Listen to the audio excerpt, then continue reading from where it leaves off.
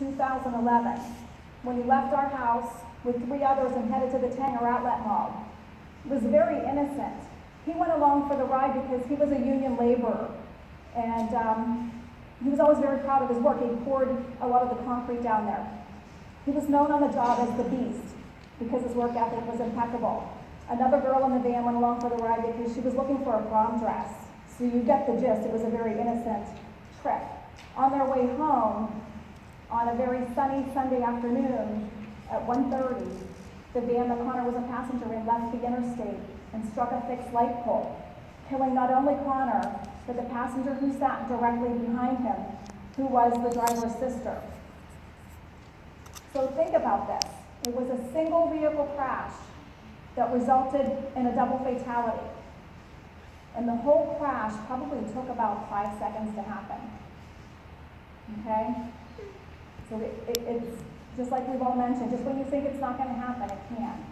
I can promise you the driver never left her house that morning ever intending of killing anyone, especially her sister or her friend. She was inexperienced, which is a word you're going to keep hearing today, and she was also inattentive. Let me tell you a little bit about Connor. Connor grew up, he was the first of my 3 kids. He grew up with a lot of energy. I'm sure a lot of you can relate. He was known as my adrenaline junkie, always looking to catch the next fun wave. So he grew up playing hockey at a high level, played in the Pee Wee World Championships in Quebec when he was 12, and that wasn't enough fun for him. And as you know, along with hockey comes boxing, right? So he became a Golden Gloves boxer when he was in middle school. That wasn't quite enough fun for him. He became a bull rider. Every Friday night would load the boys up in the truck and would head up to Buckhorn Ranch outside of Slippery Rock. And they'd all pick their bull, and some of them covered and some didn't in their 8 seconds, and we dust them off at the end of the night, put them back in the truck and drive them home safely. That wasn't enough fun for him either. He became a mixed martial arts fighter. So you can see there's a lot of energy missing out of my house. And some other things that are missing out of my house since Connor's death are things that I call the luxuries that we no longer have. I no longer have the luxury of seeing this beautiful face walk in my door every day. And I no longer have the luxury of setting my dinner table for 5. I set it for 4. And that's today and tomorrow, and in 2 weeks at Christmas, and then in March for his birthday, then there's Mother's Day and Father's Day. It doesn't change for me. Connor's sister was 17 when he was killed. She didn't have the luxury of her big brother attending and celebrating her high school graduation. And his little brother was 12. And he never had the luxury of his big brother teaching him how to drive when he turned 16. The reason why I share this with you is because you guys still have it. You still have those luxuries, and that's a good thing. So as you watch the videos today and take in all this information, remember that you are the lucky ones.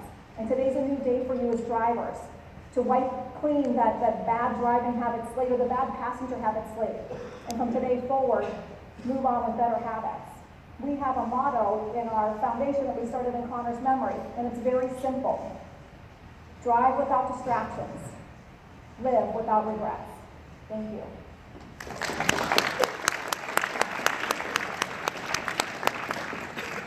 So that's our panel. That gives you an idea of the experts that we have up here to talk to you today. We're now going to basically summarize some of the points that they have already made. We're going to put it into a video format. So we've been doing this as school assemblies for 10 years. It's the 11th year that we've done this program. And the video will basically cover 4 main things. It will talk about some of those things having to do with hazard recognition. What's a hazard on the roadway? Today, a large portion of our news coverage was about what? What do you suppose we're talking about?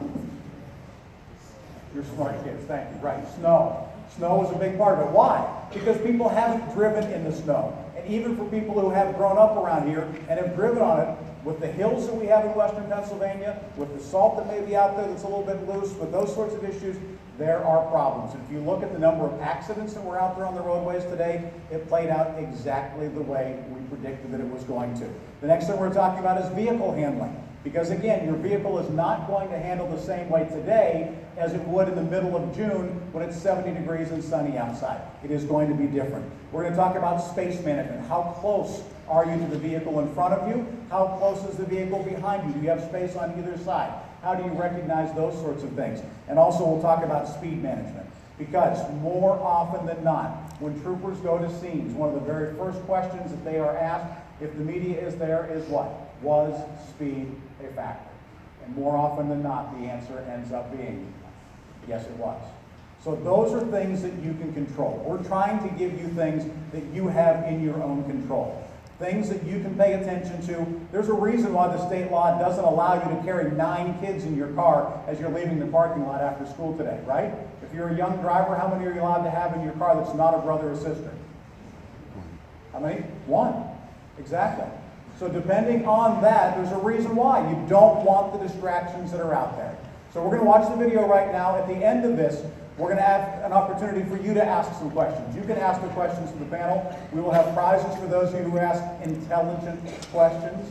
And we're going to let the panel decide which ones are the good questions. But anyway, we'll get to that right now. But let's jump to the video right now. It's about 15 minutes long, and it gives you an idea. Hazard recognition, vehicle handling, speed, and space management.